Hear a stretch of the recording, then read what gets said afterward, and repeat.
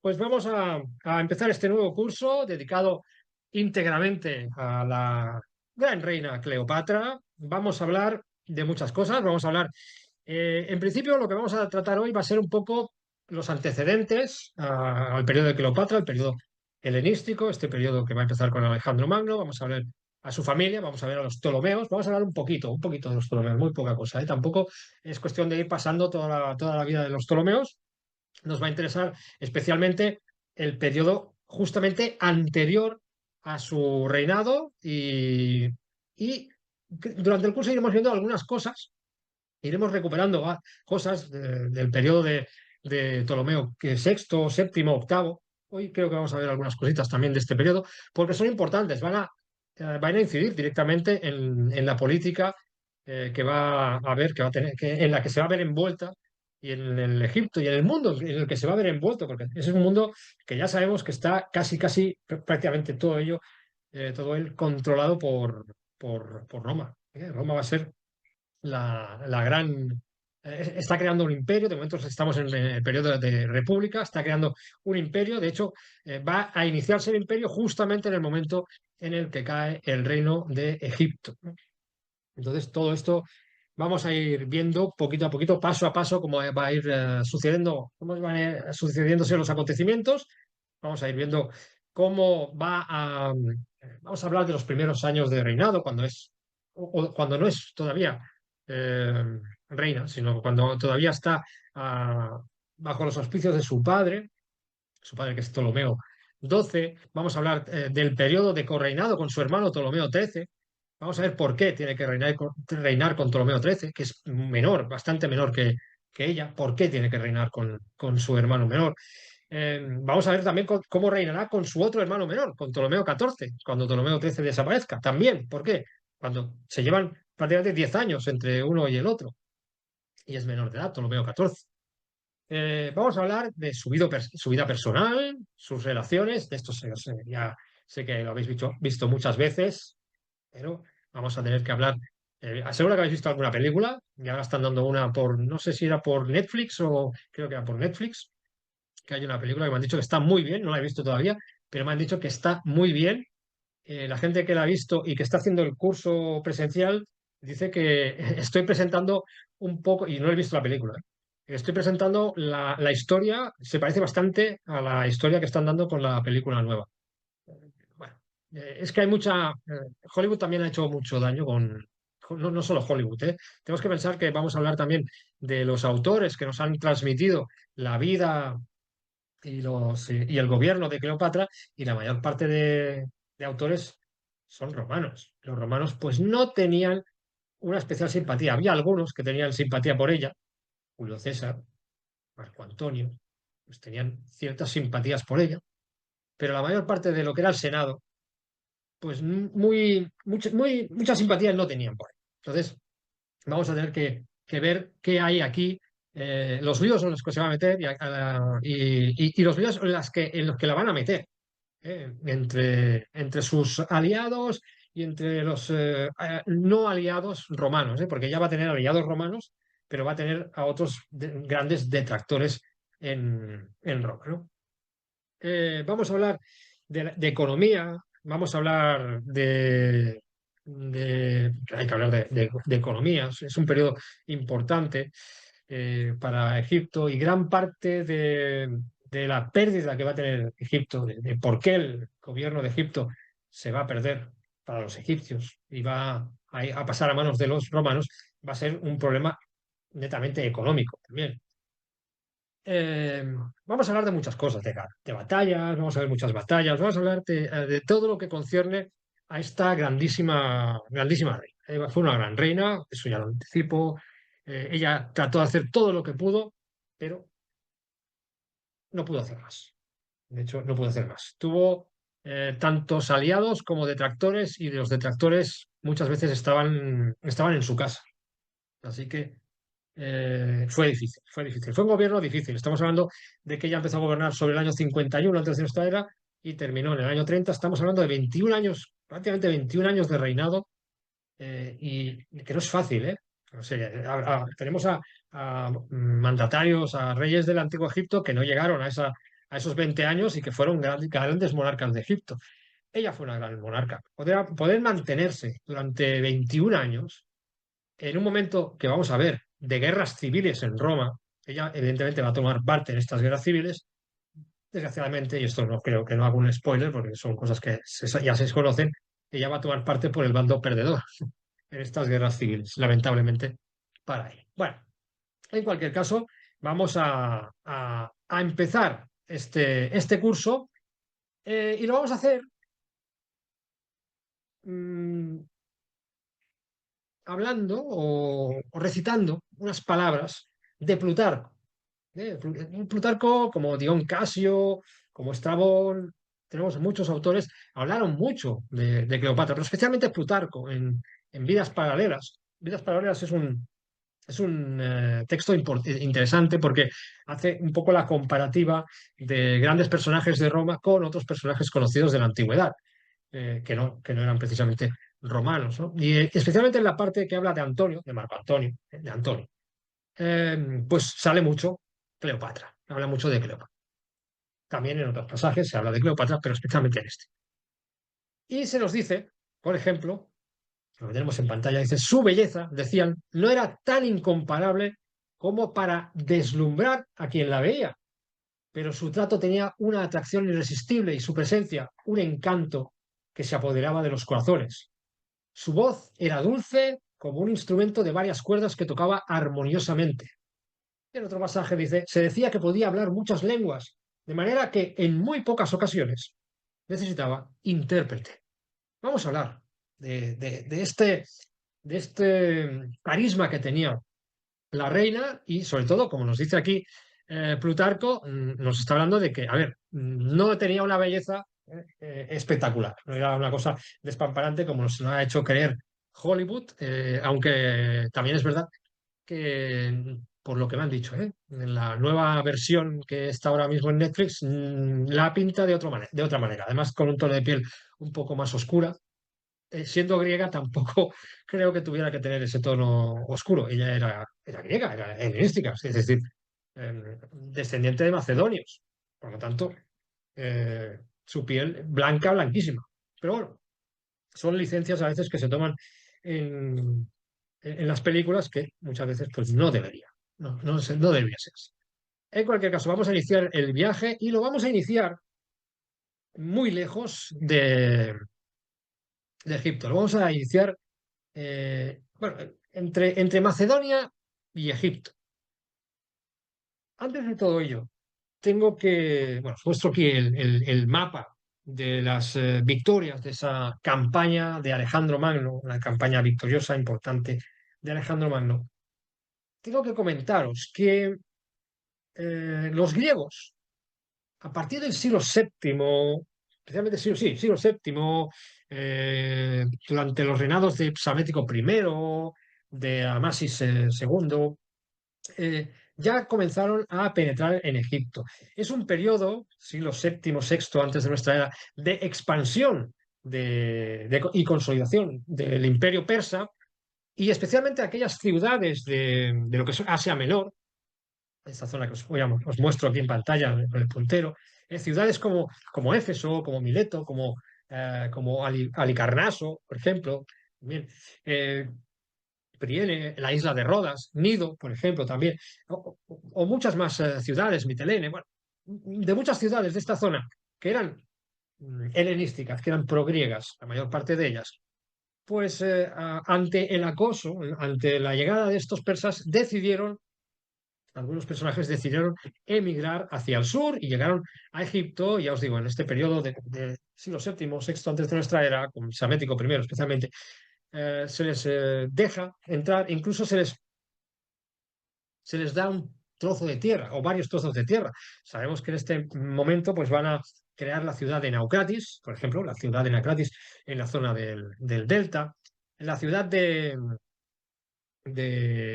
la mayor parte de colonos de Naucratis serán originarios de Mileto, de la zona de la ciudad de Mileto, pero no exclusivamente, pero muchos sí que serán de Mileto. Vamos a tener también la ciudad de Dafne, la ciudad que se llamaba Dafne, que estaría en la zona oriental del delta, llegando al canal de Suez, llegando donde estaría el canal de Suez, donde tengo aquí el puntero, pues más o menos estaría en esta zona, esta ciudad. También tenemos aquí presencia o una ciudad creada por estos griegos en este periodo inicial. Luego, en el futuro, ya cuando llega Alejandro, pues vamos a tener muchas más ciudades griegas. Vamos a tener Heracleión, por ejemplo, que está al este de Alejandría, estaría al este de Alejandría, tenemos la ciudad de Heracleión, tendríamos, por ejemplo, también la ciudad de Tusiris Magna, también al este perdón, al oeste de Tusiris Magna estaría al oeste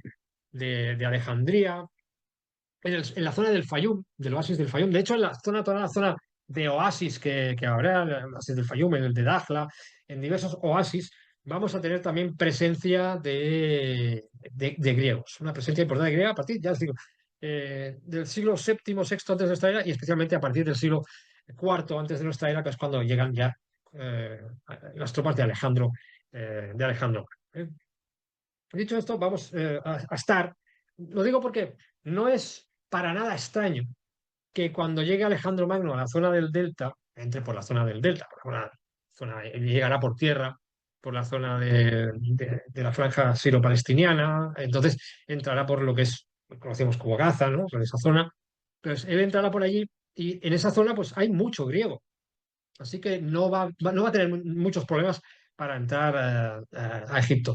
Él inicia en el año 334, o antes de nuestra era, inicia este periplo que le va a llevar a conquistar todo el mundo persa.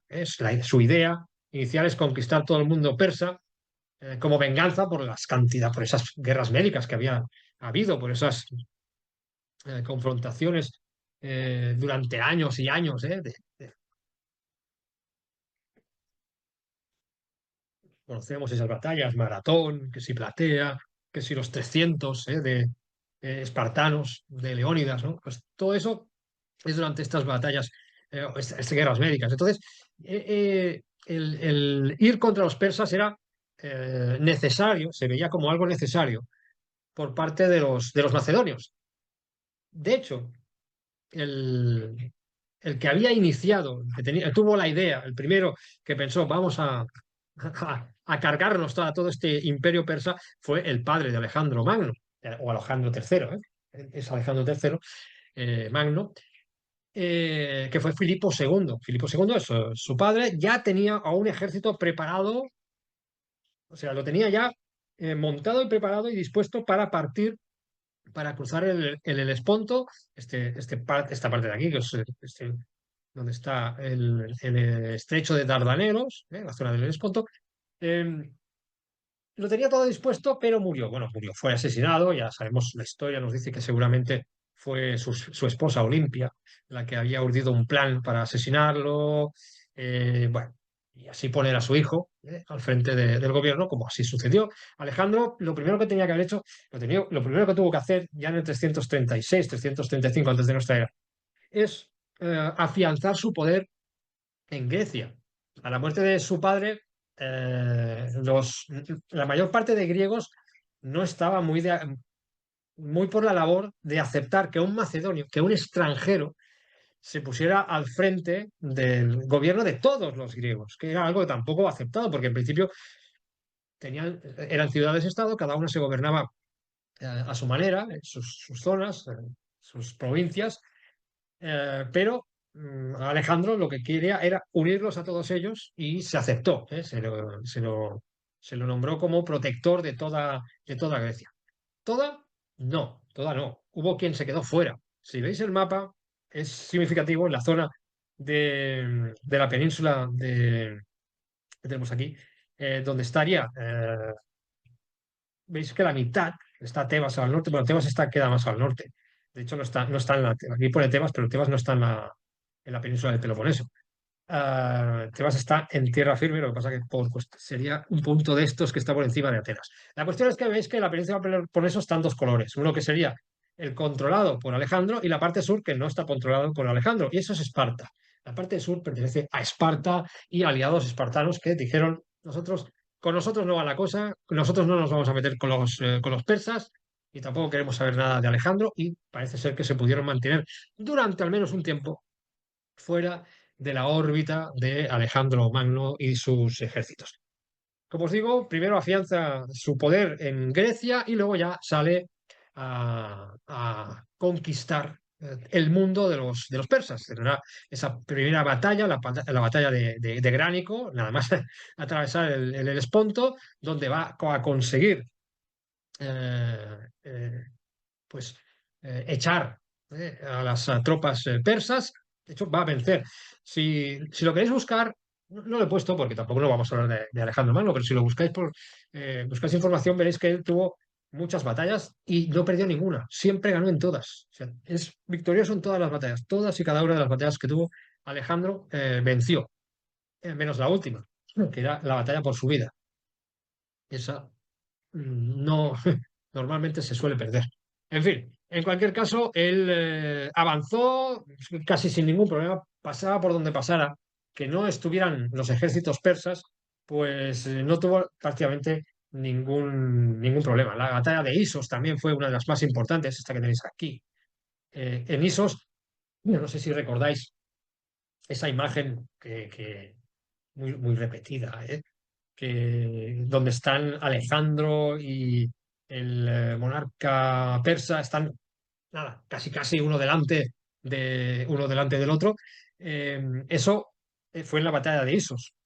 Seguramente no estuvieron nunca tan cerca como para poder tener esa imagen de los dos mandatarios tan cerca, pero bueno, es una imagen muy icónica.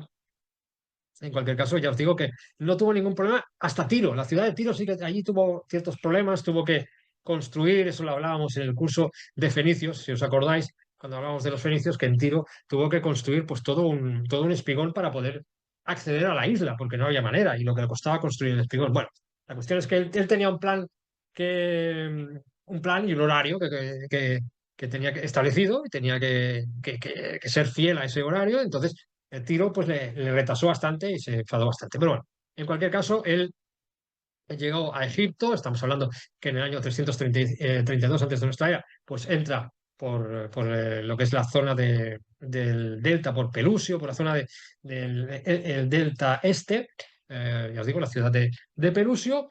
Os pongo un mapa para que lo tengáis un poco. Aquí veis, por ejemplo, también las ciudades de Naucratis, donde tenía Naucratis, Sabenitos, que también será una ciudad donde tendremos Hierápolis, Arsinoé, son ciudades, todas estas, Memphis no, Heliópolis tampoco, pero Heliópolis es el nombre helenizado de Iyunu, que era la ciudad de Ra, la ciudad de Heliópolis. Pues todas estas ciudades son, la mayoría, pues tienen nombres que han puesto los griegos y con gran cantidad de griegos, especialmente Naucratis y Alejandría, porque ya sabemos que Alejandro va a crear Alejandría, ¿no? Una de las primeras cosas que va a hacer cuando va a conquistar Egipto sin ningún tipo de problema, porque el sátrapa persa se rinde inmediatamente, pase usted, haga usted lo que tenga que hacer. Entonces él va al templo de Ptah en Memphis y allí pues hace un primer sacrificio al toro Apis, algo importante, mostrar esta imagen de respeto a las tradiciones autóctonas, pues eso también, primero que, digamos que él ya se veía, no solo por los griegos que había en la zona del delta, sino también por los egipcios, se veía como un libertador porque estaban hasta las narices de los persas, pues los persas, digamos que el primer gobierno persa, el gobierno del año 525, del siglo sexto, el siglo quinto antes de nuestra era, había sido más o menos benévolo, con Cambises II, con Daríos I, había sido más o menos benévolo, pero los últimos mandatarios del siglo cuarto, la verdad es que no había sido lo mismo. Y además que los sátrapas, bueno, actuaban de forma bastante despótica, estaban arruinando al país mientras ellos se estaban llenando los bolsillos. Así que se prefirió la llegada, si se eligió bueno, eh, se vio con buenos ojos la llegada de este macedonio y claro, él pues también respondió no solo con este sacrificio, sino con la creación de esta ciudad, con la ciudad capital de Alejandría y además también él fue al oráculo, fue a Siwa para hablar con los sacerdotes del oráculo de Amón. Los griegos antiguos, pues el tema de los oráculos pues, está muy presente. Los egipcios también usaban oráculos, pero sobre todo los griegos tenían em, una especial devoción por los oráculos y él fue a consultar el oráculo más importante que había en ese momento, que era el de Amón, claro, con el control de los persas, el gran templo de Amón, de Karnak, pues no tenía la potencia, la fuerza que había tenido en épocas anteriores y digamos que el oráculo pues estaba en Siwa, en una zona más apartada. De hecho, aquí en el mapa ni entra en el mapa, está muy apartado. Siwa, a ver si os puedo poner luego, a ver, aquí os vuelvo a poner el mapa. Siwa queda bastante más lejos, quedaría fuera de esta imagen. O sea, es un viaje, llegase hasta el oasis de Siwa. Sí, os voy a mostrar este siguiente mapa para que lo tengamos en cuenta. Y aquí sí que lo vemos. Siwa, fijaos dónde está el oasis de Siwa. Pues todo esto, el oasis de Dakhla que os he comentado antes, o el de Magda, o el de Farafra, son lugares donde vamos a encontrar a muchos griegos. Bueno, la cuestión es que él va a llegar aquí a este oasis de Siwa y los sacerdotes pues, lo van a reconocer como hijo de Amón, por lo tanto, como faraón, como rey de Egipto, y además, pues se le anuncia, se supone, porque no hay ningún dato que nos aclare este respecto, que le dicen que todas las empresas que va a protagonizar a partir de ahora, todas las batallas, o sea, toda la empresa que tiene él, esa idea que tiene de conquistar el mundo, pues que no va a tener ningún problema, que lo va a conseguir, aunque ya sabemos que fuera por poco tiempo, porque sabemos que murió joven eh, en, eh, en ese proceso de conquistar el mundo, o cuando ya tenía conquistado el mundo conocido, más o menos. Bueno, a su muerte que se produce el 11 de junio del año 323, antes de nuestra era, el gobierno pasará por diversas manos. Primero pasará por Filipo III, familiares suyos, de hecho son familiares suyos, Filipo III, Alejandro IV, que no estaban capacitados para gobernar. Entonces, eso es el gobierno de Egipto, pasará nominalmente a estos personajes, pero realmente quien tiene el poder, quien va a tener el poder en Egipto, va a ser el sátrapa o sí, el sátrapa, podemos decir, el sátrapa que ha puesto Alejandro al frente del gobierno, que es Cleómenes de Naucratis. Mientras todo esto está pasando, Cleómenes de Naucratis ah, ya ve que tarde o temprano pues lo van a quitar del lugar, que su puesto, digamos que va a ser temporal. Por lo tanto, lo que va a hacer va a ser seguir un poco el ejemplo de los sátrapas persas, y es enriquecerse a costa de la gente de Egipto, algo realmente poco deseable. Y bueno, en cuanto se pudo, pues se le quitó de en medio. Pero mm, no siempre, o sea, siempre se lo tuvo en consideración y ahora veremos que tuvo también su periodo de mandato como, no diré como monarca de Egipto, pero sí como mandatario de Egipto, tuvo un periodo de 5 años de mandatario. Y es que em, entre los años 323, 317, tenemos a Filipo III mandando, ya digo, nominalmente, es decir, se le ha puesto a él como emperador de todo o rey de todas estas tierras, pero es solo nominalmente. Esto lo están controlando diferentes sátrapas. Luego pasará a manos de Alejandro IV. Mientras todo esto se está decidiendo, a ver a quién se le da todo este territorio, a quién va a mandar en todo este territorio. Ya os digo, en Egipto está Cleómenes de Naucratis, que va a tener el poder durante el interregno del año 310 a 305. En ese momento, entre el 310 y 305, en el año 310, se decide que el gobierno de todo este imperio se va a dividir.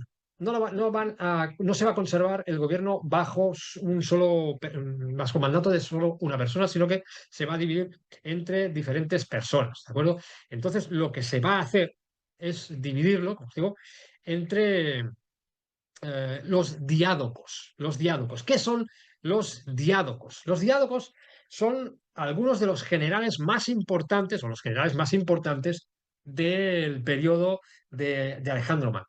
Entonces, Por ejemplo, este mapa es muy gráfico. En la zona de Mesopotamia, toda la zona oriental de Mesopotamia y hasta la zona de la India, va a recaer sobre uno de sus generales, que va a ser Seleuco. Eh, ese es importante, ¿eh? Es importante. Él va a iniciar, igual que la zona en Egipto va a quedar, esta zona de Egipto va a quedar para Ptolomeo, uno de esos generales que va a ser Ptolomeo, y sabemos que Ptolomeo va a crear una dinastía, la dinastía tolemaica, y todos van a ser descendientes de este Ptolomeo, de este general Ptolomeo, que es de la familia de los Lágidas, ¿eh? Pues los Seleuco va a crear también una dinastía aquí con los Seleucidas. Es importante, la dinastía Seleucida es importante. En el periodo de Cleopatra, también hago aquí un spoiler, la dinastía Seleucida ha caído. Los persas han recuperado territorio, ¿eh? Los partos también han recuperado parte de territorio, muchas otras nacionalidades han recuperado territorio y los romanos, especialmente los romanos, han incorporado gran parte de este territorio a la República, una provincia más de la República, especialmente la zona de Siria, la zona de Asia Menor, por descontado, Alta Mesopotamia, el Levante Mediterráneo. Bueno, pues ahí va a tener bastante zona que va a ser propiedad de los romanos. Pero los seleucidas no han desaparecido. Y eso es importante. Es un dato que tengamos en cuenta. El tema de los seleucidas. Durante mucho tiempo, seleucidas y ptolomeos van a competir, especialmente por el control de lo que es el Levante Mediterráneo. Como tenemos este plano, que tenemos a algunos monarcas, Ptolomeo II, Ptolomeo III, que avanzaron bastante, incluso llegando a la zona de Siria, llegando a incorporar, hay algunos que nos dicen que incluso atravesando el Éufrates, llegando a conquistar gran parte del imperio seleucida. Pero en términos generales esto fue como un muelle, una especie de muelle o de goma elástica que a veces ganaba uno y perdía el otro. Pero es importante, tengamos en cuenta porque en todas estas batallas también van a haber relaciones, también va a haber intercambio de princesas, que es lo que se solía hacer. ¿Por qué digo esto? Porque Cleopatra, por su sangre, por sus venas, corre sangre tolemaica y seleucida. Ella es tanto tolemaica, mucho más tolemaica que seleucida, pero también hay sangre seleucida por sus venas, ¿de acuerdo? Por ancestros que han tenido relaciones con estos seleucidas. Ya lo veis, bueno, esto aquí, por ejemplo, la parte de Bizancio, de Tracia, toda esta parte que tenemos aquí, pues se le correspondió a otro de los generales, que era Lisímaco.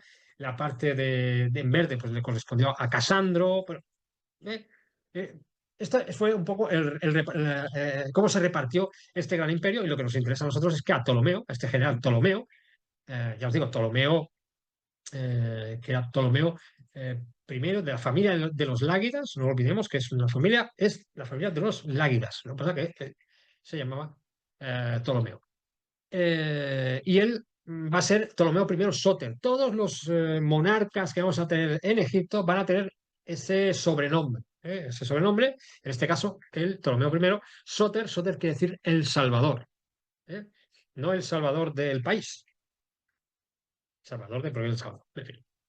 Y todos los tolemaicos van a tratar de convivir con la sociedad egipcia. Es decir, aunque ellos son griegos, son macedonios, son de la zona de Macedonia, pero son helenísticos y siempre, en términos generales, les llamamos griegos, pero que tengamos en cuenta que son macedonios, y que en la propia Grecia, especialmente en Atenas, pues se les veía como extranjeros. En cualquier caso, ellos tienen una imagen griega que es esta que tenemos en pantalla. Ptolomeo I Sóter es este que tenemos en pantalla. Pero cuando le dan el gobierno de Egipto, por cierto, el gobierno se lo dan en ese año 310, pero él no, digamos que la diplomacia, igual que ahora, o la administración, igual que sucede muchas veces, demasiadas veces, va lenta, las cosas van lentas. Entonces, se tardaron 5 años en concretar, o sea, se dividió todo en el año 310 antes de nuestra era, pero hasta el 305 Ptolomeo I no toma el poder de Egipto. Esos 5 años de interregno es el que tenemos al sátrapa, que está ahí sacando todo el beneficio que puede de la zona de Egipto. Bueno, luego fue destituido, evidentemente, a la que llegó Ptolomeo I en el año 305 antes de nuestra era. Y cuando llega a Egipto, él viene con unas creencias, viene con una cultura, pero tiene que respetar. Él cree que una de las cosas importantes que tiene que hacer, porque Alejandro así lo ha dispuesto también, tiene que respetar las creencias locales.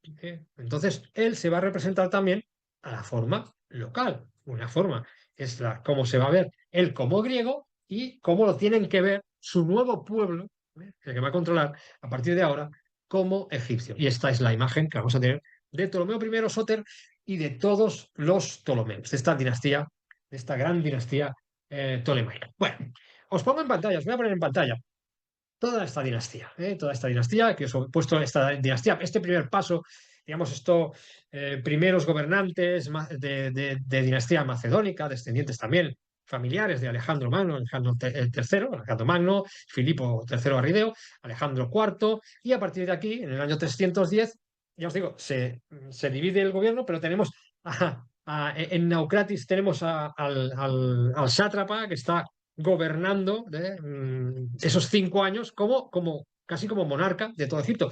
En Egipto había diversos sátrapas, pero Denocratis, digamos que consiguió que los demás, responder por los demás y que los demás pues se pusieran bajo su protección, entre comillas. Bueno, luego tenemos a la dinastía tolemaica a partir del año 305 antes de nuestra era, pues tenemos a todos estos Ptolomeos y como podéis comprobar, al final tenemos a una Cleopatra VII Filopatro, que es la protagonista de nuestra historia, pero tenemos también a una Arsinoe, que está también en su periodo, una mujer, Berenice IV, también una mujer, Berenice III, otra mujer, Cleopatra II Filometo, también una mujer. Hubo bastantes mujeres en este periodo que fueron reinas de Egipto, pero reinas, o sea, reinas con todas las de reyes, es decir, reinas de Egipto, no consortes ni nada de por el estilo, sino reinas de Egipto.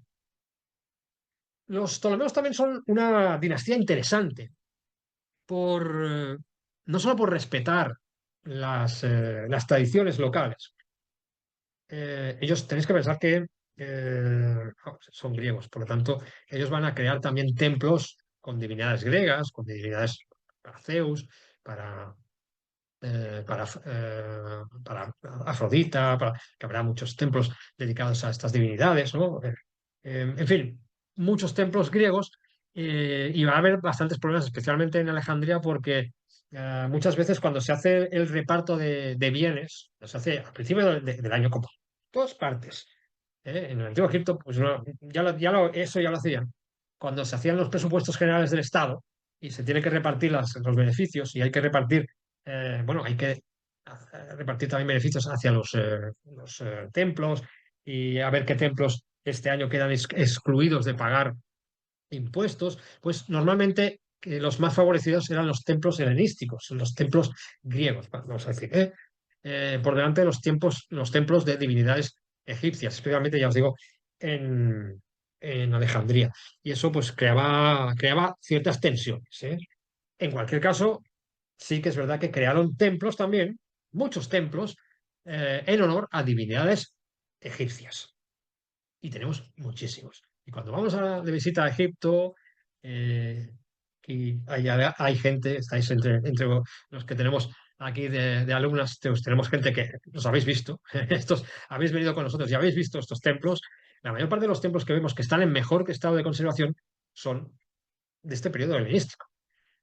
Una de las primeras cosas que realizaron fue Alejandría, construir Alejandría por orden de Alejandro. Hay muchas Alejandrías repartidas por todo el imperio. Alejandro, por todo el imperio que fue conquistando, fue fundando ciudades que llevaban su nombre, Alejandro. La Alejandría de aquí y de allá, pues tenemos la Alejandría de Egipto, donde se creó, pues, por ejemplo, el Faro de Alejandría, ¿no? Es una de las grandes obras que ya se creó en la época de Ptolomeo I, segundo, fueron los que ya empezaron a edificar y crearon este Faro de Alejandría, que es posible que fuera ya una obra planificada por Alejandro Magno.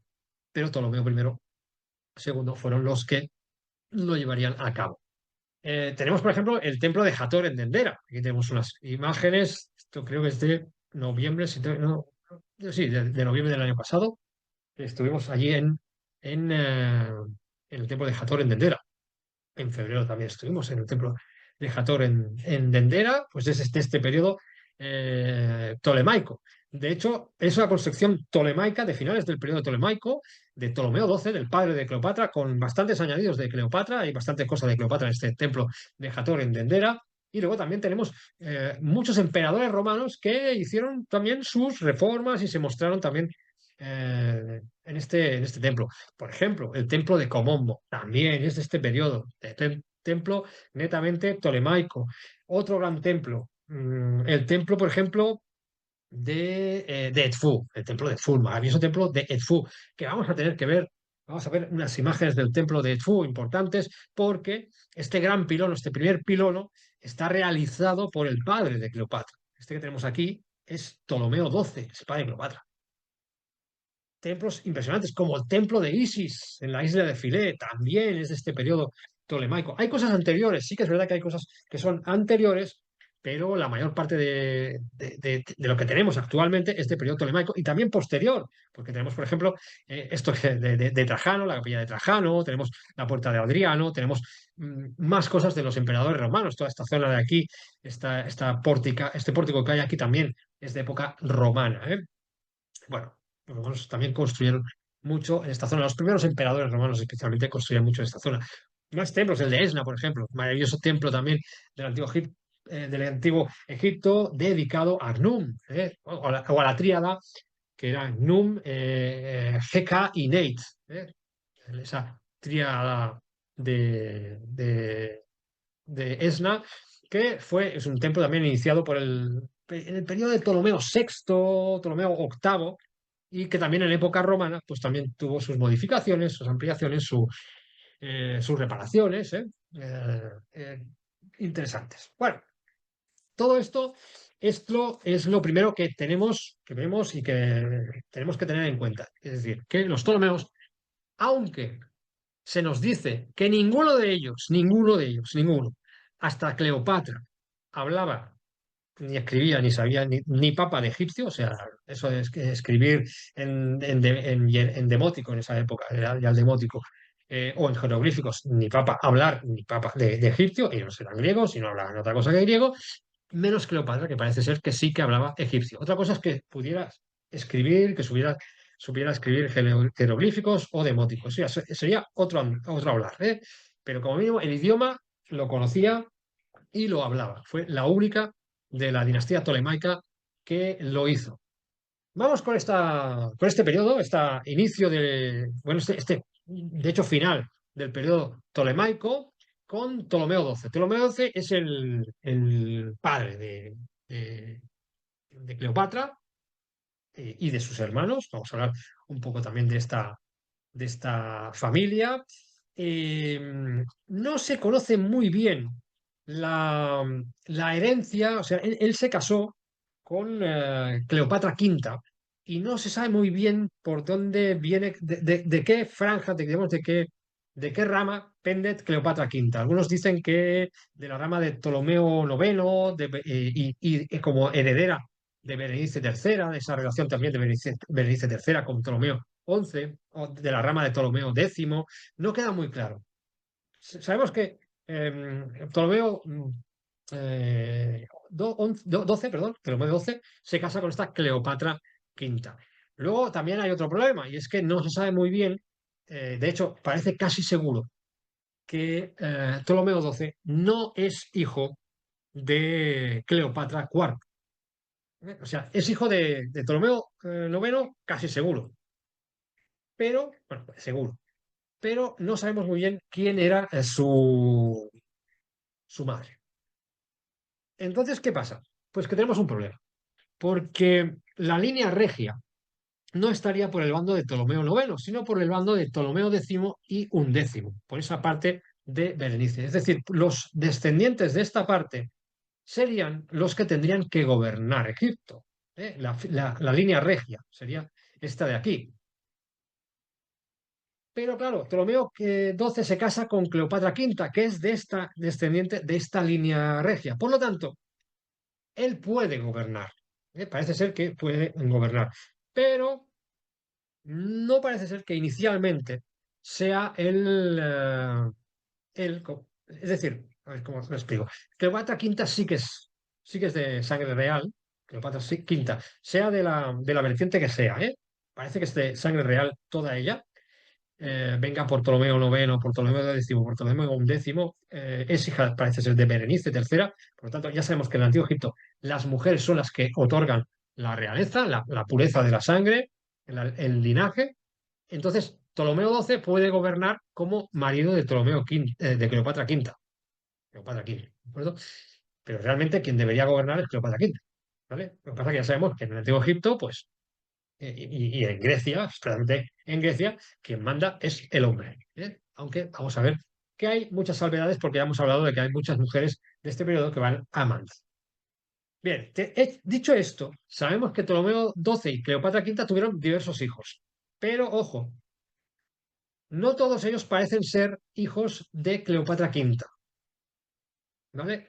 Yo aquí os los voy a exponer como que todos ellos son de Cleopatra Quinta, pero hay ciertas complicaciones para atribuir la maternidad a Cleopatra Quinta de todos los hijos que tuvo Ptolomeo XII, ¿de acuerdo? Y no sabríamos decir quién es la madre de los otros hermanos de los que vamos a hablar. Por de pronto vamos a hablar ahora de Berenice IV.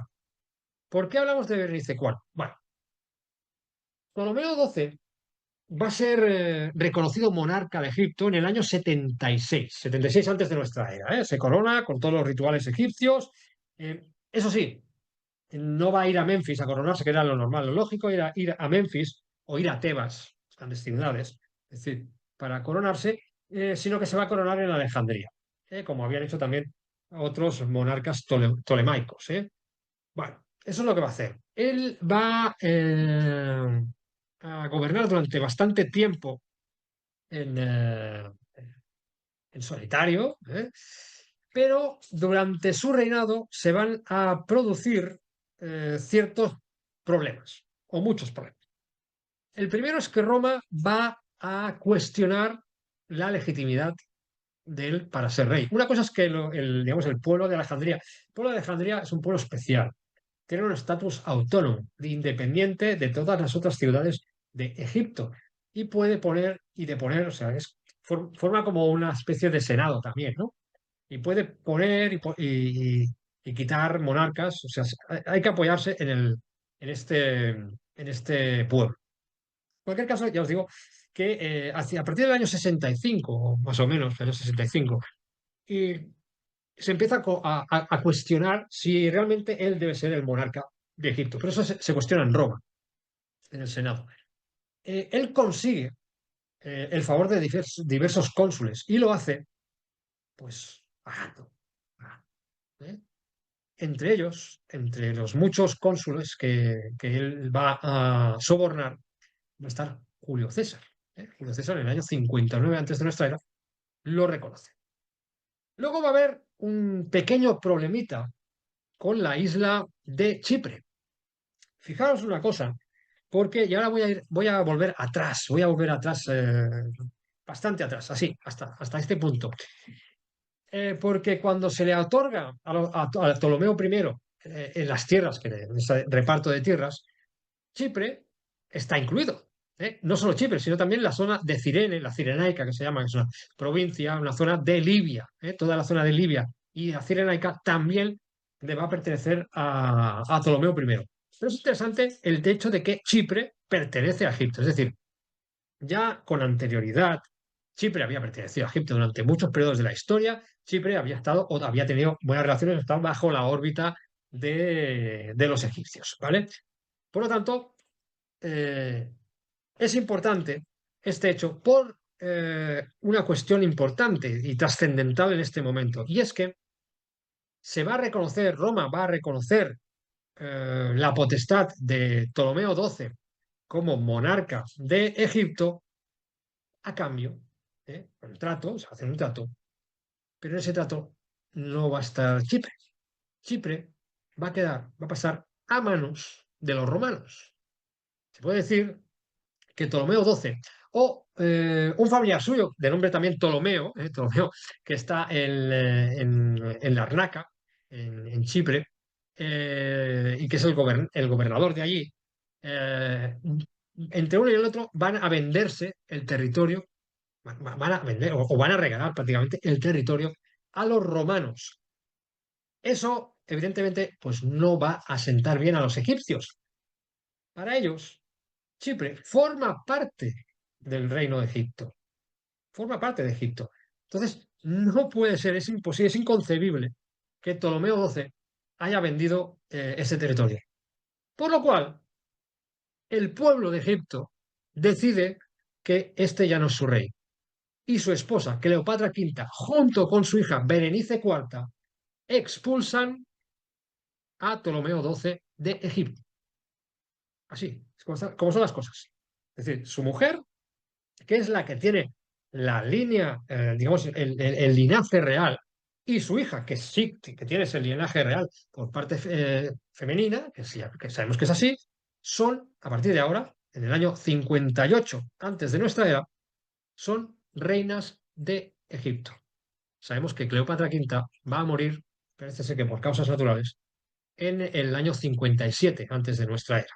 Por lo tanto, en el 57, del 58 al 55 antes de nuestra era, Berenice IV, hija mayor de esta pareja, Ptolomeo XII y Cleopatra V, es reina de Egipto. Ptolomeo XII es expulsado y se va a Roma. Y no va a estar en casa de cualquiera, no se va a ir a casa de cualquiera, no, no. Va a residir en la villa de Pompeyo Magno. ¿Eh? Y allí va a empezar a sobornar a los senadores, a unos y a otros, para que le apoyen, para poder volver a, a Egipto. Él quiere volver a Egipto. Eh, Él va a sobornar, sabemos que había sobornado ya a Pompeyo, a Pompeyo Magno, Neo Pompeyo Magno ya lo había sobornado, cuando os he hablado antes de que había sobornado a Julio César. A Julio César le había pagado o le había prometido, es otra cosa, 6.000 talentos. 6.000 talentos, para que hagáis los cálculos, si os queréis hacer, 6.000, un talento equivale a 34 kilos de plata. Por lo tanto, 6.000 talentos 6.000 talentos por 34 kilos de plata. Pues todo eso que le había prometido a Julio César. También le había prometido una cantidad parecida a Pompeo Magno y él residió, se hizo buen amigo de Pompeyo y residió en la villa de Pompeyo, mientras, pues bueno, eh, se decidía en el Senado si se le restituía, si se le prestaba ayuda o no se le prestaba ayuda. A todo esto, Arsinoe, su hija, va a enviar embajadas a Roma, a hablar en el Senado.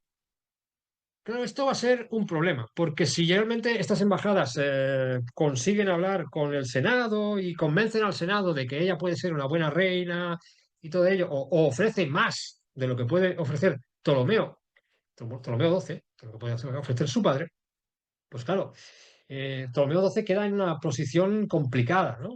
Porque claro, estaría en casa del enemigo. Porque si el Senado reconoce a su hija, pues el Senado pasa a ser su enemigo. Lo que va a hacer Ptolomeo XII va a ser ordenar el asesinato de todos y cada uno de los emisarios que va a enviar su hija a Roma. Lo cual tampoco no le va a favorecer mucho, porque claro, evidentemente el Senado va a ver a este personaje, a Ptolomeo XII, como, bueno, ¿qué está pasando aquí, no? En fin, que va a costar mucho que Arsinoe pueda, eh, pueda mostrar o pueda, si pueda mostrarse como reina. Primero que como reina tampoco la iban a aceptar, ya os hago un spoiler, como ella como reina, como mujer, no la iban a aceptar en Egipto, ahí en Roma, en el Senado, pero bueno, como mínimo lo intento. La cuestión es que se decide que sí, que él está, bueno, está vendiendo Roma por todas partes, está dando dinero a todos los senadores y a todos los generales y a todo el mundo, Por lo tanto, el Senado decide que sí, que van a apoyar la candidatura de Ptolomeo XII como monarca de Egipto. Pero aquí sucede una cosa. Todo ello lo van a, digamos que la restauración de Ptolomeo XII va a recaer en manos de Publio Cornelio Léntulo Spinter, este personaje, tiene que ser el que, digamos, haga las negociaciones, lleve las negociaciones con su hija, con la propia hija de Ptolomeo XII. Pero justo en ese momento que se decide que sí, que se le va a ayudar, cae un mal augurio. Sucede un mal augurio. Lo que sucede es que eh, va a caer un rayo encima de la estatua de Júpiter en los montes eh, de Roma, el templo de Júpiter, cayó un rayo encima de Júpiter y claro, eso vio como un mal augurio. Entonces se decidió que, vamos a ver, vamos a ayudar, vamos a apoyarle, pero no se le debe, ¿no? Dar ayuda militar. No va a tener ejército. Es decir, lo que se le dice un poco por encima a Ptolomeo XII es, si consigues unir o crear o tener un ejército por tus medios, como te lo montes ya es tu problema, y consigues llegar a Egipto y consigues echar a tu hija, o consigues que tu hija acepte que eres el rey, nosotros te vamos a reconocer como rey de Egipto, pero no te vamos a ayudar militarmente. Claro, eso es un grandísimo, grandísimo problema. Aquí la historia está en que Ptolomeo XII se va a ir hastiado, se va eh, frustrado, parte de Roma y va a la zona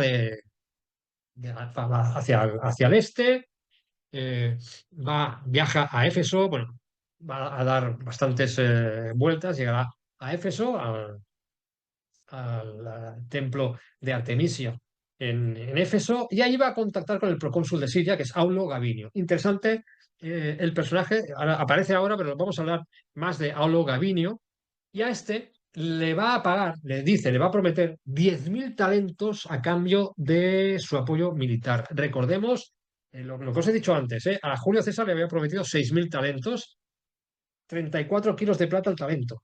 Ahora multipliquemos por 10.000 esos 34 kilos de plata por 10.000 talentos que le promete a Aulo Gabinio si éste acepta que prestarle su ejército. Y lo hace.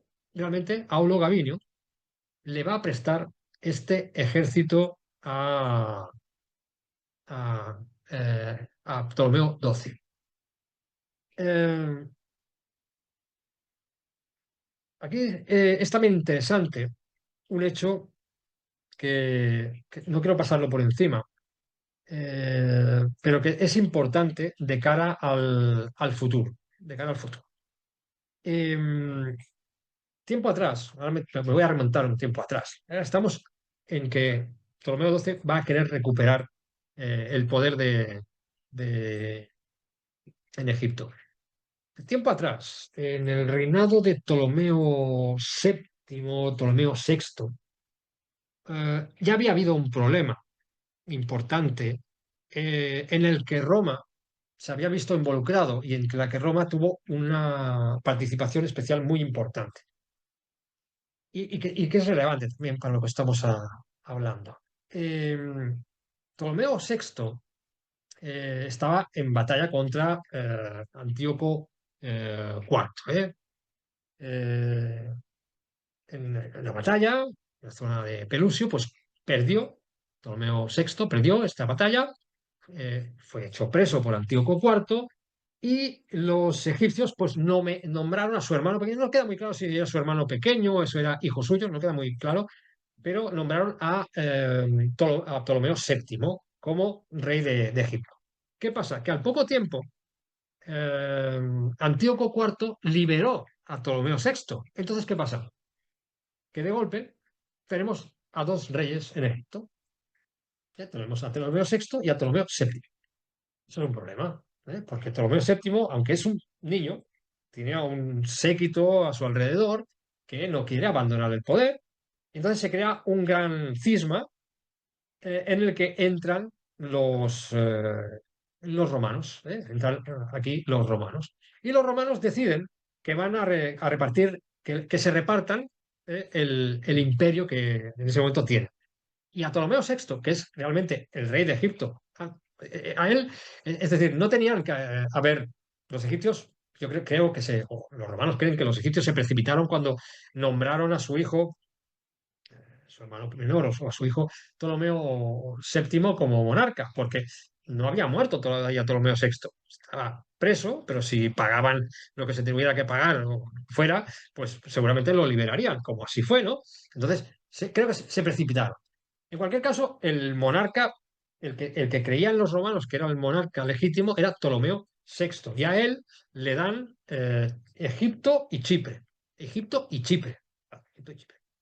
Y luego a Ptolomeo VI, que no debería ser monarca, pero para, digamos, callar un poco la boca, se calle un poco y tenga un lugar donde gobernar, pues le dan la zona de Libia y la Cirenaica, esa provincia, ¿vale? Eh, a todo esto, Ptolomeo VII no está muy contento. Ptolomeo VII no está muy contento. Ptolomeo VII va a sobornar al Senado para que le concedan a él el gobierno de todo Egipto. Pero aquí hay una cosa interesante, y es que para ser liberado y para que se le reconociera como monarca, Ptolomeo VI ofreció una grandísima cantidad de dinero a, a los romanos, igual que está haciendo ahora Ptolomeo XII. Es decir, que esto ya viene deuda sobre deuda. Eh, Ptolomeo VII no tenía nada que ofrecer. Él era en ese momento era rey de Cirene y rey de Libia, y lo que quiere también es ahora gobernar como mínimo que le den Chipre. Como mínimo que le den Chipre. Eh, ¿Qué nos ofrece a cambio? ¿Qué nos ofrece a cambio? Él no tiene nada, no tiene la riqueza que tiene Egipto, pero ofrece una cosa. Si me hacéis monarca a mí de todo esto, de Egipto, de la Cirenaica, de Libia, de Chipre, si me hacéis monarca absoluto, por encima de mi padre o hermano, no sé, si yo, él dice, eso es el testamento de Ptolomeo VII, si yo muero sin descendencia, toda esta tierra queda para Roma. Todo eso es para Roma. Y es cierto, él va a morir sin descendencia. Pero los romanos, antes de que pase eso, se ponen a discutir. Aquí hay mucho banquero, mucho personaje también que quiere cobrar y piensa, bueno, es que le vamos a dar las tierras a este Ptolomeo VII, y realmente él no nos está ofreciendo dinero, nos está ofreciendo la idea de que a lo mejor si no tuviera descendencia masculina, pues podemos gobernar nosotros. Pero el otro, Ptolomeo VI, sí que tiene, económicamente sí que puede y nos puede pagar. Por lo tanto, Roma se decide por el que paga, que es Ptolomeo VI. Y Ptolomeo VII no queda, nunca ha sido, y no será monarca de Egipto. Bueno, lo ha sido durante un espacio muy corto de tiempo, pero eso lo van a usar los romanos. Ese testamento lo van a usar los romanos. Tienen presente tanto este testamento como otro testamento que veremos más adelante. Esto es importante. Lo digo porque es un pasaje que es anterior, periodo anterior, pero que es importante. Luego Ptolomeo VII fue asesinado por Ptolomeo VIII, también dentro de la misma familia. Ptolomeo VIII estaba como un cencerro también y empezó a asesinar también a muchos familiares. En fin, las cosas fueron por aquí. Dicho lo cual, volvemos otra vez al momento, digamos, actual, entre comillas, actual, en el que tenemos a Ptolomeo XII, que ya tiene la ayuda de Aulo Gabinio, y con Aulo Gabinio, pues se pone en marcha para eh, conquistar Egipto como así era. Por el camino van a pasar por la zona de Judea, esa provincia de Judea, y allí un sacerdote, Icarnio II, se va a poner también a las órdenes de Aulo Gabinio y a las órdenes de Ptolomeo XII, eh, que van a precisar de víveres, van a precisar también de más ejércitos, y a todo esto pues Icarnio va a hablar con Antípatro de Ascalón. Antípatro de Ascalón es un personaje importante porque es rico, es un personaje muy rico. ¿Eh? Entonces él va a ofrecer pues, dinero, va a ofrecer víveres a todo este ejército para conquistar Egipto. Pero es que además Antípatro de Ascalón, ojo al dato, es el padre de Herodes el Grande. Y aquí dejo esta idea, porque la vamos a recuperar de todo, de un momentito.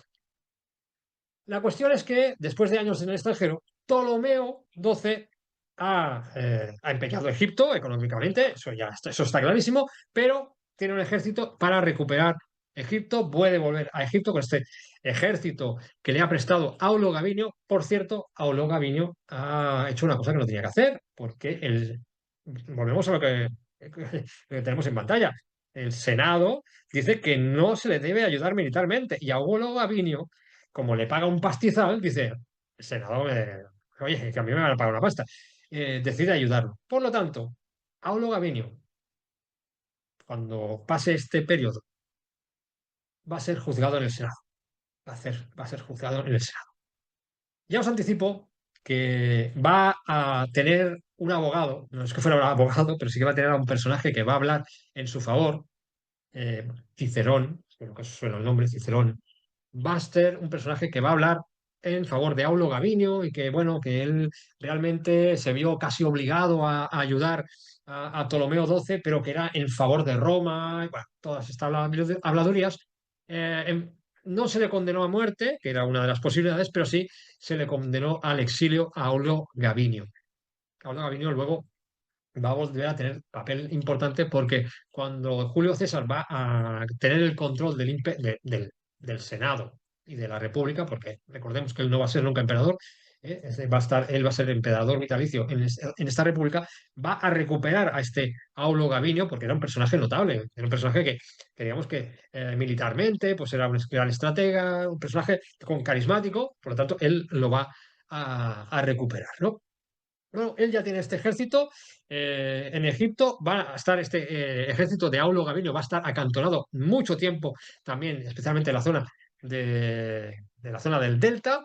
¿Y qué pasa? Vamos a volver un poco. Ya sé que estamos yendo hacia atrás y hacia adelante en el tiempo, pero vamos a volver un poco hacia atrás y hacia adelante. Cuando el Senado está por decidirse si ayudan a Ptolomeo XII o no ayudan a Ptolomeo XII, una de las primeras cosas que saben que no van a hacer en ningún caso es hablar con una mujer, con Berenice IV. Por lo tanto, lo que hace el Senado de Roma es enviarle pretendientes para que se casen con ella. El primero de todos ellos es Seleuco Cibiosactes, un Seleucida, que sabemos que él ya va a tener, digamos, va a tener un papel importante o quería tener un papel importante en estas, digamos, en las relaciones diplomáticas entre Egipto y el Senado.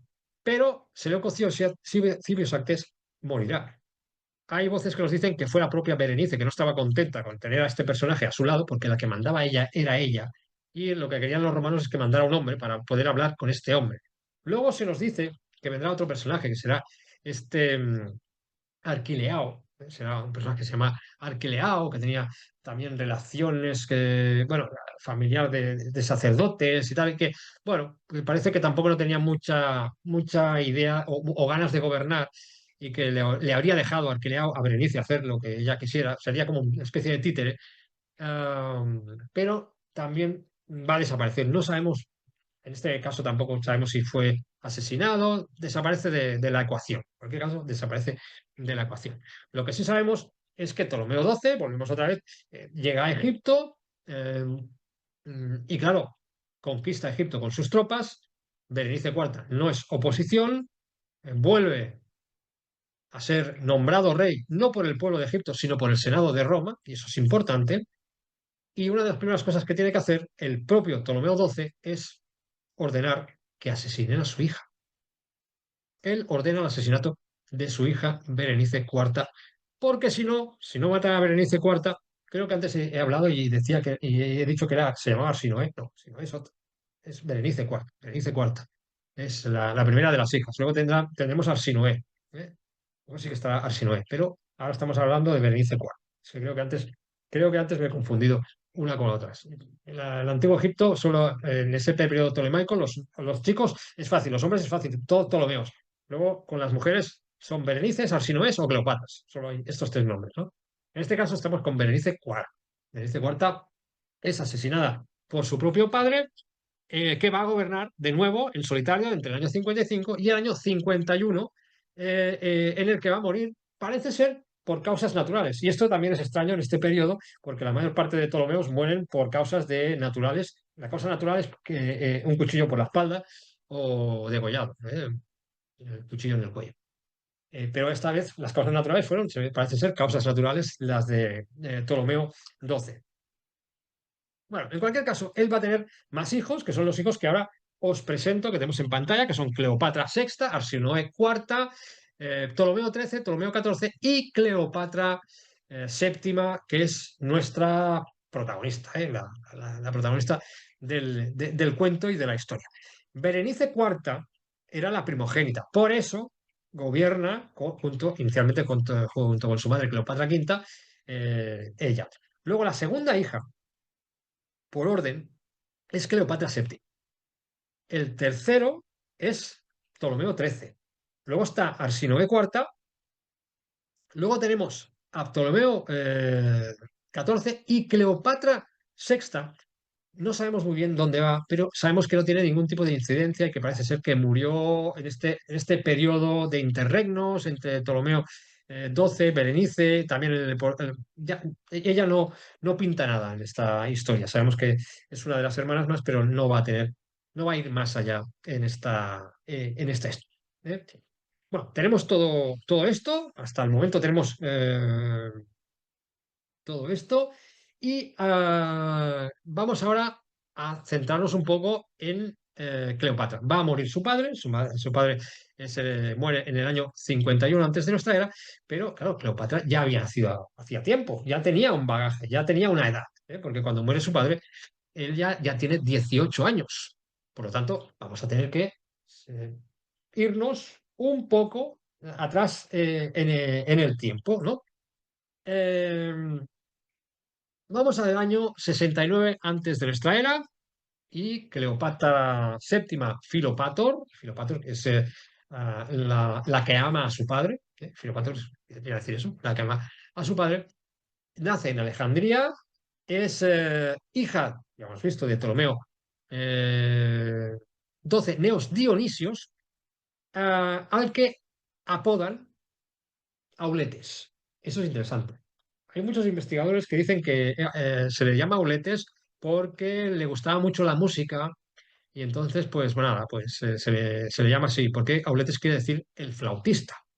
Pero yo creo, y también somos muchos los investigadores que creemos, que se le llama al flautista porque mientras están pasando las cosas él va tocando la flauta y no se entera de nada. Un personaje que no se entera de nada. Es el flautista, pues muchas veces tiene esa connotación peyorativa. Es posible que fuera así. Cleopatra va a nacer en este ambiente, eh, no sé si decir poco adecuado, porque hay mucho, claro, a su padre va a matar a su hermana también, hay muchos conflictos, que si se pierde Chipre, que si es un periodo muy conflictivo, de mucha inestabilidad política, pero especialmente económica, porque su padre, ya algunos familiares anteriormente ya habían vendido medio Egipto, pero es que su padre está vendiendo Egipto entero. O sea, de hecho, lo tiene empeñado. Es como si fuera una casa de empeños, pues ha empeñado Egipto durante años y años para poder pagar una deuda de la que hablaremos la semana que viene. Haremos un poco de números de la deuda que tiene contraída Ptolomeo XII. Así, con las intrigas que pueda haber en Palacio, sabemos que ella recibió, evidentemente, como princesa de Egipto, pues recibió una educación excepcional con algunos de los mejores maestros de la época, y estamos hablando de maestros especialmente griegos, de la escuela griega. Tendremos a personajes de los que vamos a hablar, si no hoy, al principio de la siguiente clase, vamos a hablar de esos personajes que van a estar alrededor suyo y que algunos de ellos pues vienen de la escuela platónica. algunos que tienen otras corrientes filosóficas. Ella va a aprender un poquito de aquí, un poquito de allí. Sabemos que va a ser una gran oradora, va a tener a grandes maestros en la retórica y en la oratoria. Esto lo hemos leído al principio de la clase, ¿no? Que Plutarco nos dice que su forma de hablar pues, conquistaba, ¿no? Los corazones de la gente. Es uno de sus fuertes.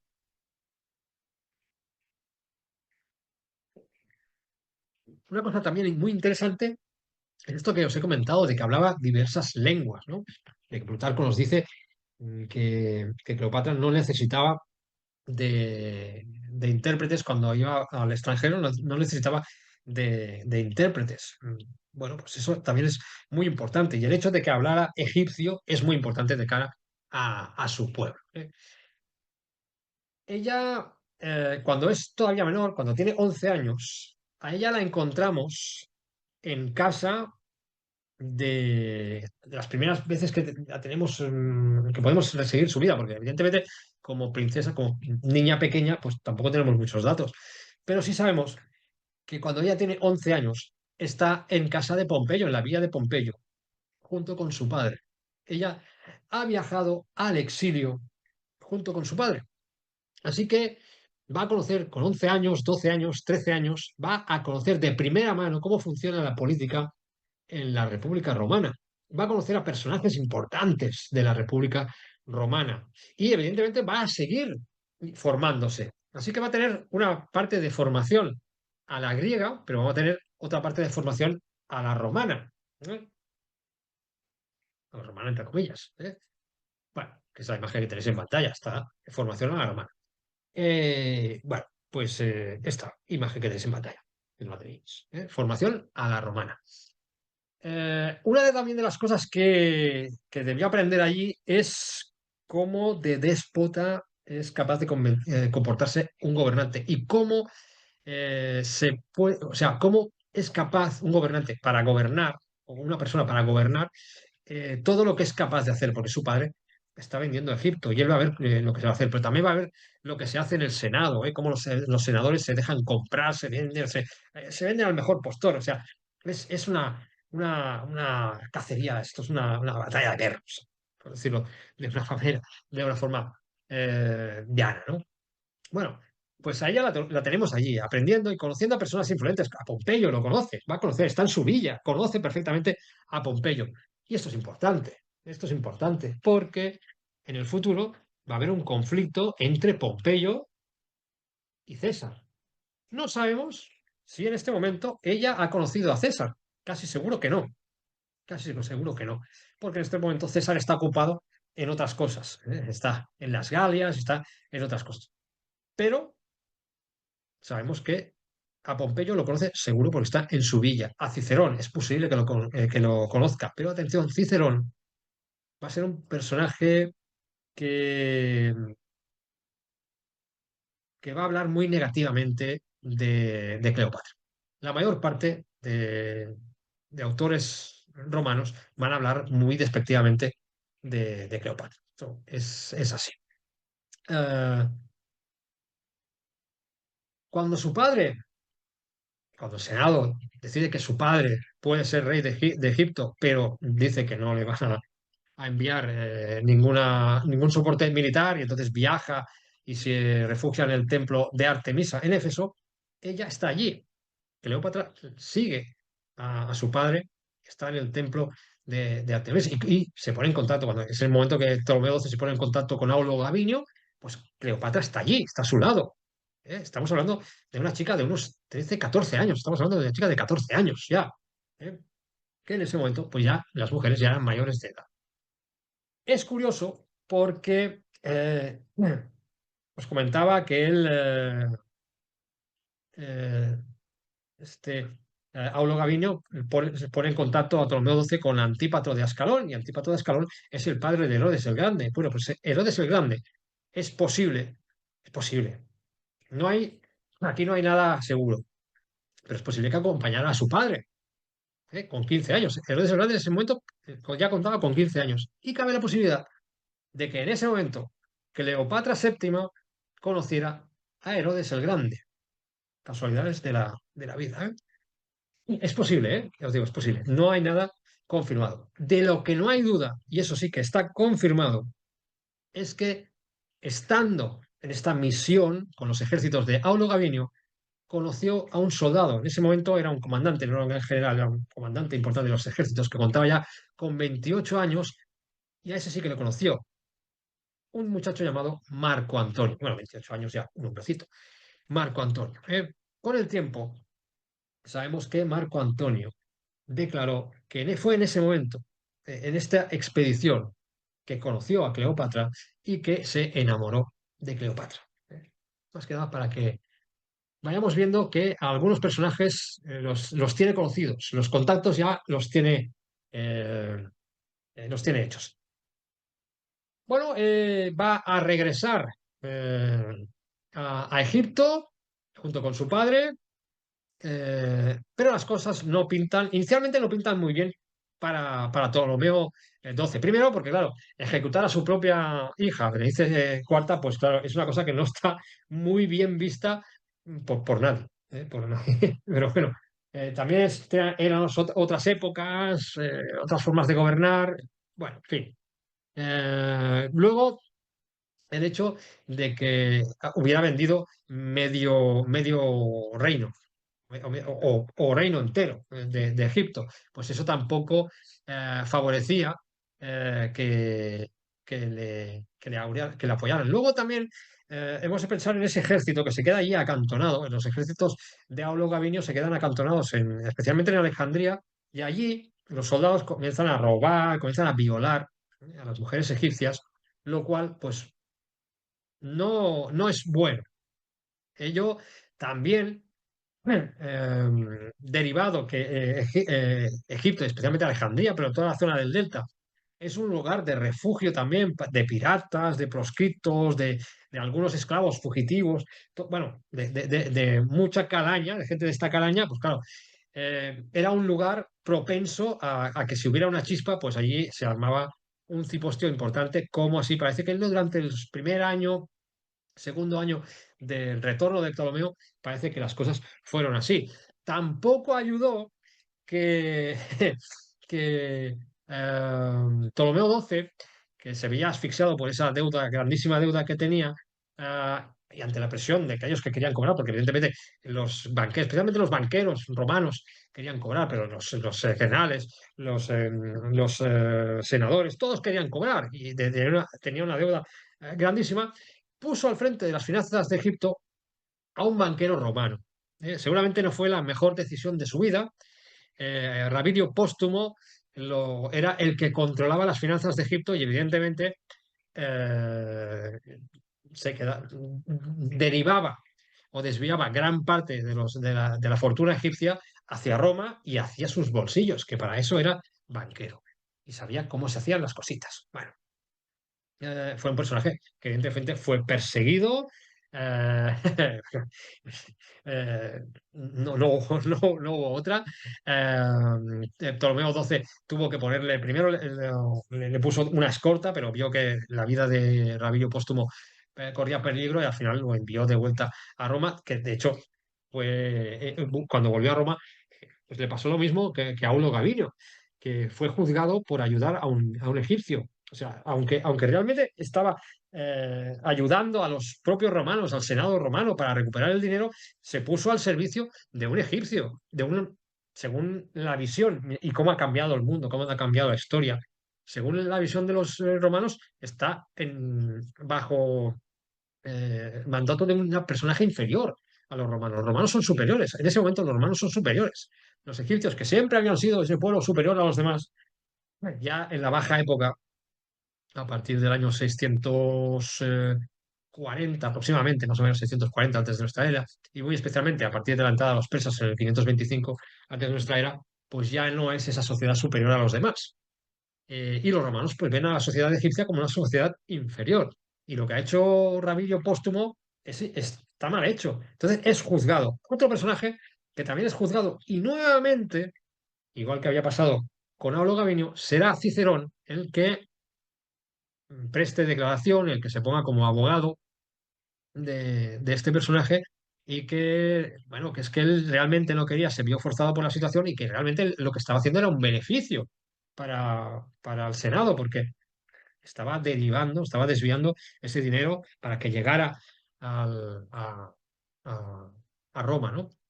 Estuvo tan poco tiempo que muy poco dinero se pudo desviar, muy poco llegó a los senadores, entonces se le acabó juzgando y igual que pasó con Aldo Gabino, pues se le envió al exilio, se le desterró, igual que pasó con Aldo Gabino, cuando César tome el mando, cuando César tenga el poder, va a recuperar a este personaje porque es un personaje pues importante, que digamos que entiende de finanzas y que lo va a usar, lo va a usar. Dicho lo cual, pues tenemos a este Ptolomeo XII que al final parece ser que puede controlar un poco lo que es el reino, al menos los dos últimos años de mandato, años 52, 51, 53, seguramente también antes de nuestra era, parece que lo tiene un poco todo bajo control. Al poco tiempo de volver a Egipto, Ptolomeo XII hace testamento. Hace testamento por si pasa alguna cosa, por cualquier cosa que le pudiera pasar, porque ya sabemos que en ese periodo pues pasaban cositas. Y las dagas eran dagas voladoras. Bueno, en cualquier caso, él hace testamento y lega el reino, bueno, y los ejércitos que pueda tener, se los deja a su hija Cleopatra, Cleopatra séptima, y a su hijo Ptolomeo XIII.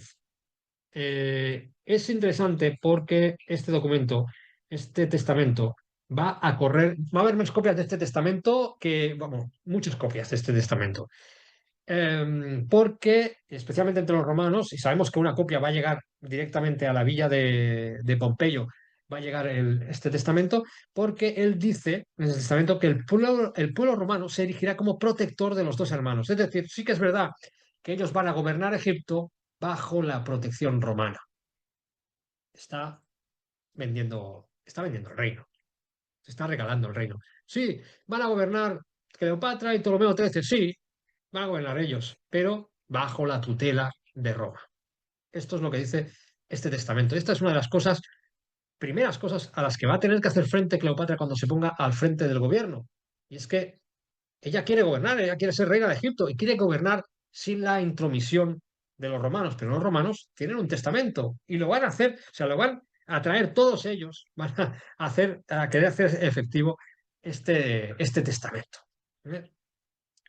Con 14 años tenemos ya alguna documentación que nos dice que Cleopatra empieza ya a participar en la vida política, en la vida de tomando las primeras decisiones, a partir en ese año 52 antes de nuestra era, ya se la representa, por ejemplo, en la cripta del templo de Dendera, o al menos eso es lo que se nos dice. Esta imagen que tenemos aquí, que hay una reina, eh, de hecho hay un cartucho con el nombre de Cleopatra.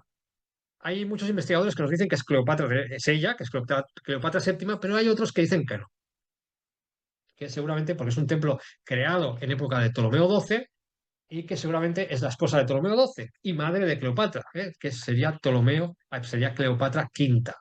Es una posibilidad, esto está en la cripta, en la que algunos hemos bajado a la cripta, es ahí donde están esas bombillas, las mal llamadas bombillas de Dendera, que es el nacimiento de la divinidad de Jarsontos, de Jorse Matau y de Horus, unificador de las dos tierras, que están haciendo de una flor de loto con una crisálida, y eso parece, y nace en forma de serpiente, que es una de las formas que tiene este Jarsontus de nacer. Bueno, todo ello está explicado. Como podéis ver, en la cripta está todo lleno de textos. La zona de las bombillas de Dendera también está llena de textos y también ya sabemos que aquello nada, nasty de plástico. Lo hemos hablado en otros cursos, seguro que algunos de vosotros y algunas de vosotras os acordáis de todo esto. En cualquier caso, sabemos que en este periodo Ptolomeo XII está creando este templo.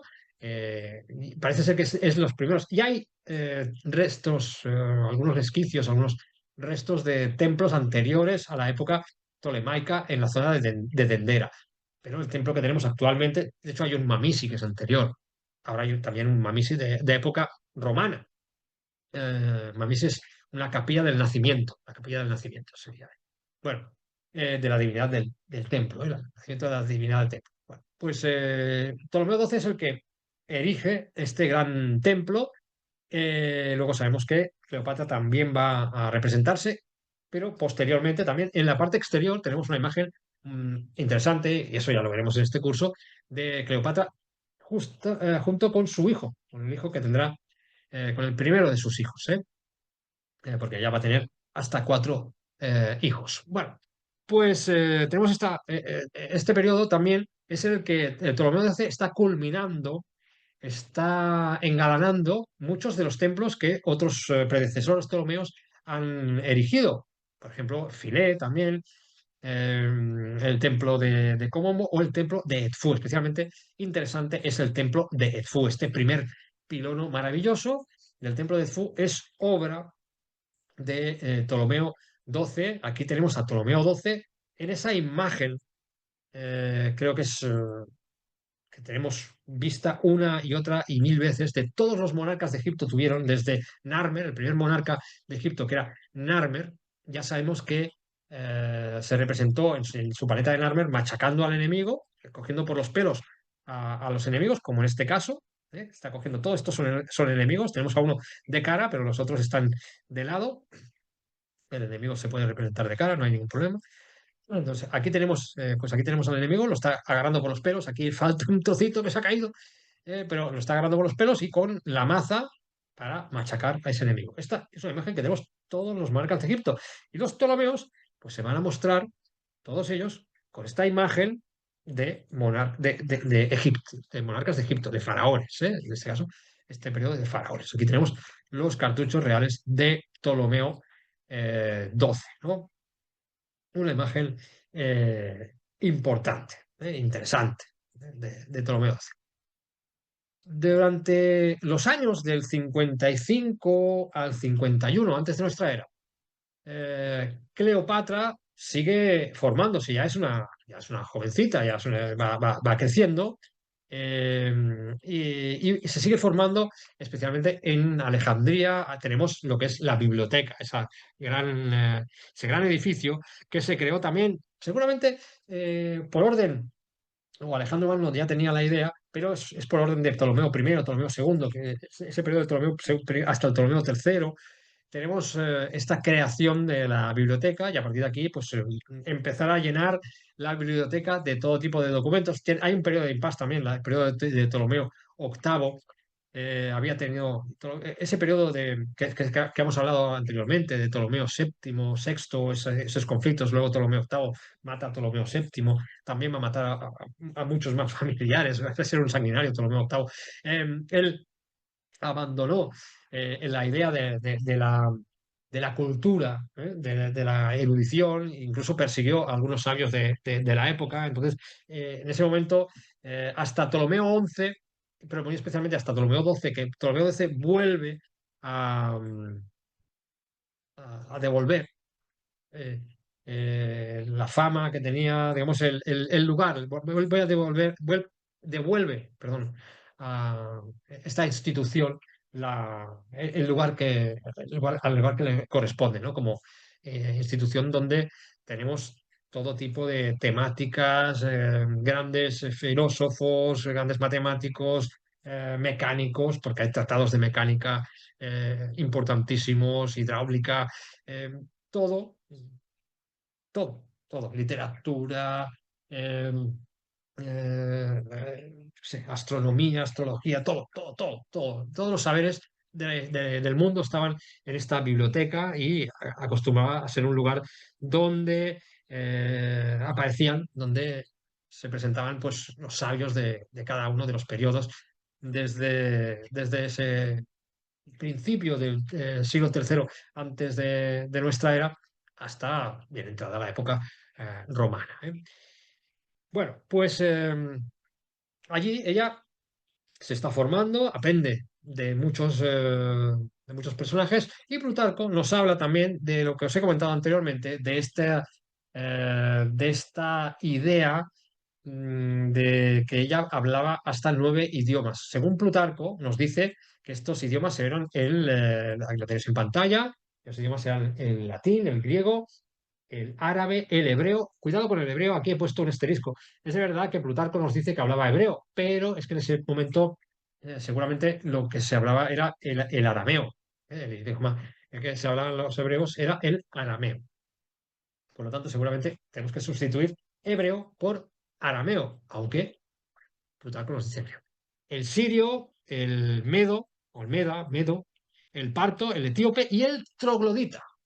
El idioma troglodita también, como tenéis aquí, a estos trogloditas. Bueno, esto es el troglodita es un idioma que se hablaba por los que llamaban habitantes de las cuevas. ¿Eh? Gran parte de África, al sur de lo que es Libia, al sur de lo que es Egipto, gran parte de África se conocía como la zona troglodita, de los trogloditas, ¿de acuerdo?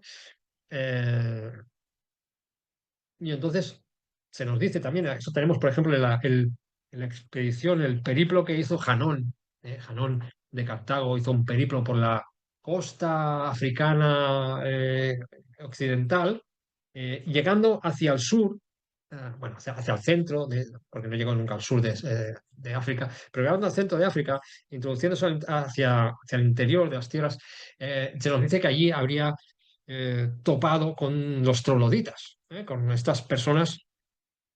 Algunos creen que realmente no eran personas, sino que eran orangutanes o más complicado que fueran gorilas, pero porque las descripciones de personas con todo el cuerpo cubierto de pelos, bueno, el semblante es de un mono, realmente, de un tipo de mono, o de gorila, o de eso.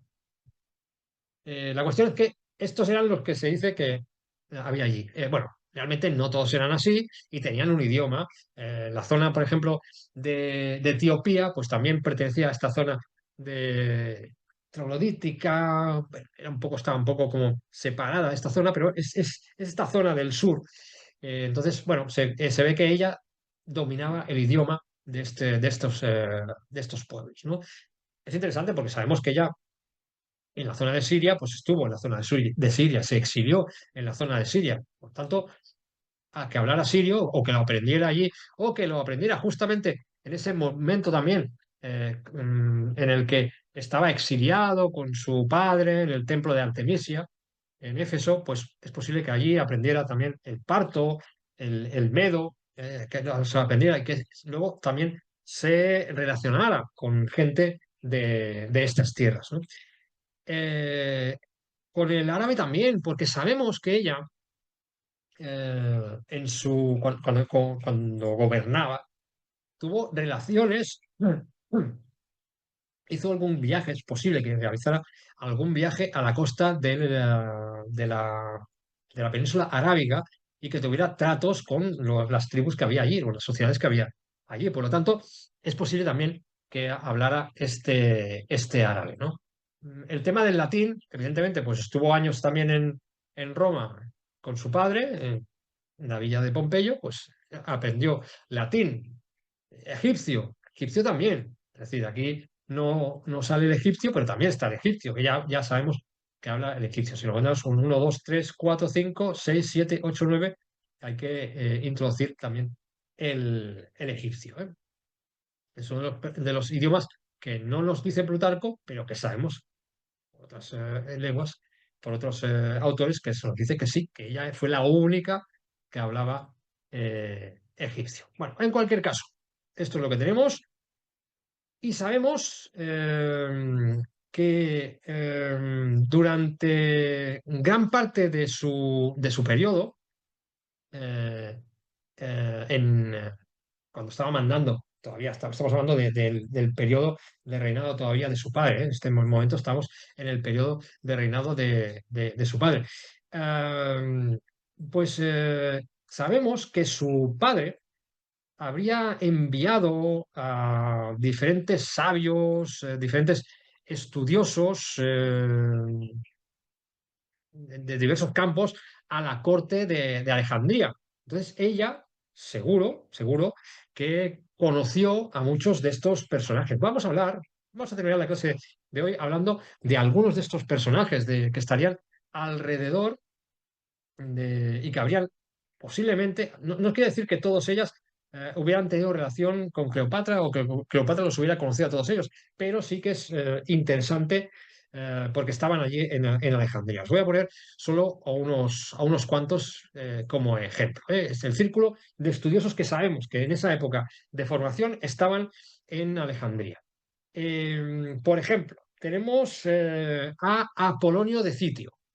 ¿De qué sitio? De Apolonio, no. Apolonio de Citio, ¿de acuerdo?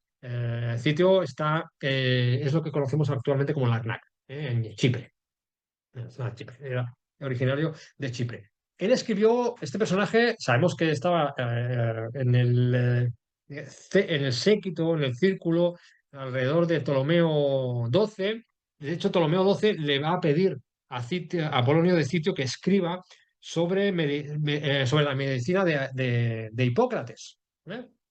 Que haga un tratado sobre la medicina que había hecho Hipócrates, pues que lo ponga por escrito Apolonio de Citio. Entonces, Apolonio de Citio pues escribe un texto que va a llamar el Periarthron, el texto se va a llamar Periarthron, que va a tratar especialmente sobre las articulaciones. Aquí tenéis una imagen de cómo tratar las articulaciones, de cómo estirar algunas de las articulaciones. Hay muchas imágenes en el Periarthron. Aquí tenéis el nombre de este texto de Apolonio de Citio. Claro, si lo queréis buscar, vais a encontrar muchas más imágenes, muchas más de estas miniaturas que realizó en su momento bueno, para mostrar gráficamente cómo se tenían que realizar algunas de estos tratamientos de las articulaciones. Sabemos que este personaje estaba allí, no sabemos si tuvo contacto directo con Cleopatra, pero sí que estaba con su padre, por lo tanto, verlo lo vio alguna vez. Luego tenemos a otro personaje que se llama Zópiro. Zópiro bueno, fue el maestro de Apolonio de Citio. Por lo tanto, se sabe que trabajó en, en la corte de Ptolomeo XII, por lo tanto, tenía que conocerlo también Cleopatra a este Zópiro. Además, también por indicaciones de Ptolomeo XII hizo un tratado de antídotos, todo tipo de antídotos, especialmente de picaduras de serpiente importantes para la época. Pues aquí tenemos a otro personaje interesante, que este Zópiro, que era eh, originario del Ponto, o sea, de la zona de... El Ponto está en la zona nordeste de Asia Menor, ¿sabéis? Asia Menor, la zona de la costa de Asia Menor, pues nos vamos al noreste, nos vamos hacia la parte norte, más centrados lo que sería centro de la actual Turquía, antigua Anatolia, pues ahí estaría el Ponto, de donde venía este Zópiro, y sabemos que este Zópiro pues, fue maestro de Apolonio, pero fue maestro también de otros personajes importantes, ¿de acuerdo? De otros médicos importantes porque él era médico. Eh, Seguro que lo conoció, casi seguro que lo conoció. Al que conoció seguro, seguro, es a Olimpo. Olimpo, porque este es médico también, pero sabemos que es el médico personal de Cleopatra. Por lo tanto, este personaje tocó a Cleopatra. Estuvo tan cerca como que la tocó, porque al ser médico, eh, creemos que algo debería haber tocado, ¿no? Se nos dice, y ahora vamos a hacer un spoiler de la última frase. Sabemos que muere ella víctima de que nos dicen que si se inyectó, si inoculó ella misma un veneno o si se dejó picar por una víbora, por una cobra. Hay varias versiones. Una de las versiones nos dice que Olimpo fue la que la ayudó a suicidarse. Eso nos lo dice Plutarco, que este Olimpo la habría ayudado. Tenemos a más personajes interesantes, tenemos a filósofos también, tenemos a filósofos como Antíoco de Ascalón. Antíoco de Ascalón era filósofo de la academia de platoniana, de Platón. Había llegado a la corte de Ptolomeo, juntamente también con su hermano, su hermano se llamaba Aristós.